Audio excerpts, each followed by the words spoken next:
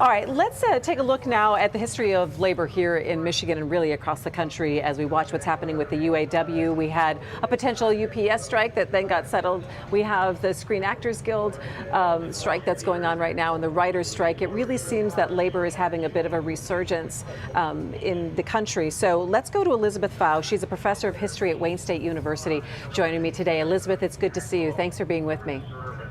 Well, thank you for inviting me. Why don't you go ahead and just a little bit of perspective. Do you think that we're seeing this resurgence of labor? Would you call it that?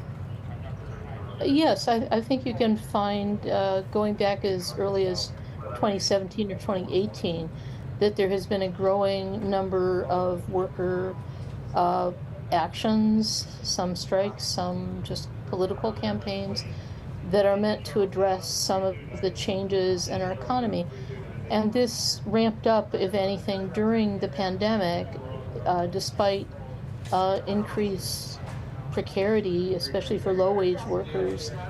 The labor market itself tightened over time.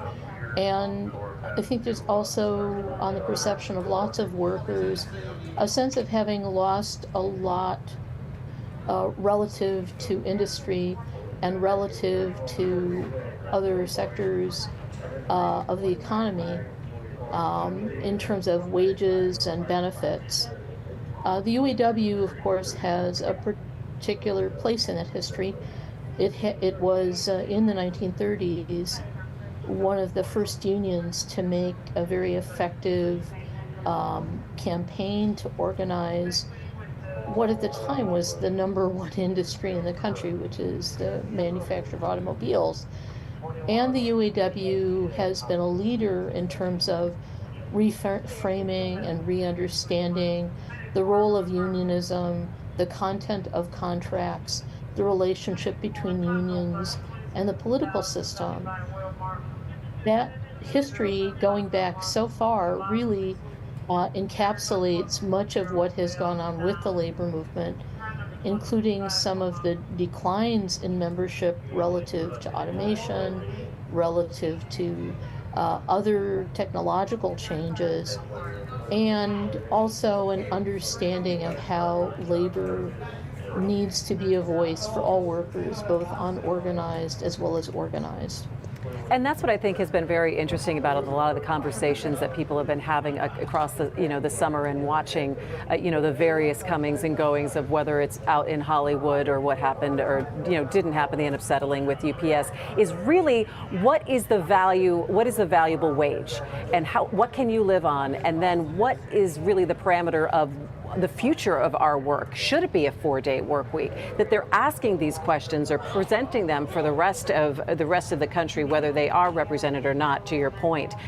Let me ask you, when we take a look back in time and we look at when you reference 1936 or 37, really the sit-down strike of GM up in Flint that really put, Michigan's movement of labor on the map. What are there other moments in Michigan's labor history that I think should kind of take a step back and remember?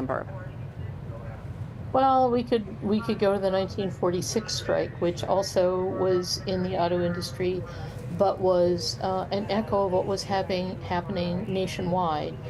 That in effect, the auto industry and auto workers were seeing both sort of a resurgence and a need for greater production, especially after 5 years of the World War and the suppression of most consumer production, and also rising inflation that again had to do with the tightness of the labor market, but also the fact that they hadn't been producing automobiles, houses, or many other consumer goods for years. And auto workers sort of saw World War II as a time in which they, for the most part, did not strike, that they had been with the country, that they had participated in this great patriotic effort to save the world for democracy.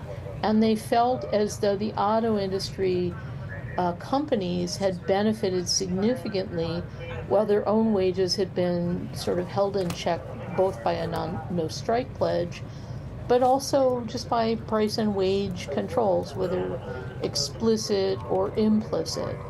And that moment was very similar to this moment in the sense of workers seeing their own sacrifice relative to industry gains and sort of saying, we have to be part of the resolution of this. We need to be able to participate and benefit from these changes in the same way that industry had.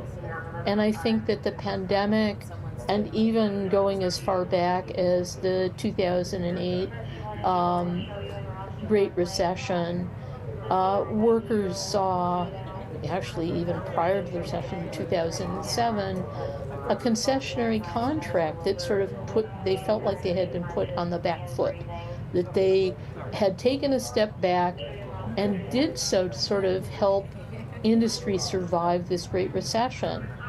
And in the time since 2007, had not seen equivalent wage gains.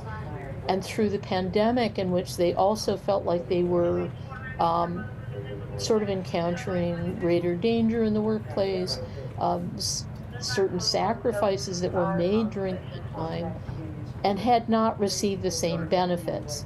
And when they looked at the bottom line of automobile companies and the kind of profits they were earning, didn't understand why there was wage stagnation in auto, let alone in several other sectors of the economy. Well, it's going to be very interesting to watch and see what happens in the next couple of weeks and how that impacts people's perception of organized labor. Elizabeth Faue, professor of history at Wayne State University, we're going to keep checking in on you with your perspective, I think, as we go through the next month or so. Thanks for your time today.